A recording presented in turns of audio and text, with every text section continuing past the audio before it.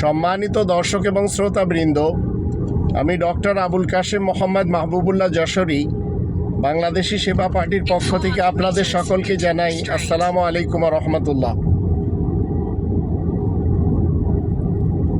ইউরোপের জীবনে, আরবের জীবনে এবং এশিয়ার জীবনে আমি দেখেই চলেছি আমাদের দেশের অসংখ্য বাঙালি নারী যাদের আমরা দেখতে পেয়েছি পতিতার কাজ করতে।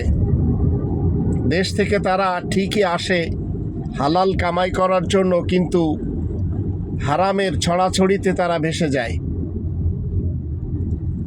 তাই আসুন আমরা বাংলাদেশি সেবা পার্টির হাতকে মজবুত করি এবং রব্বানি তন্ত্র কায়েম করার লক্ষ্যে কাজ করি।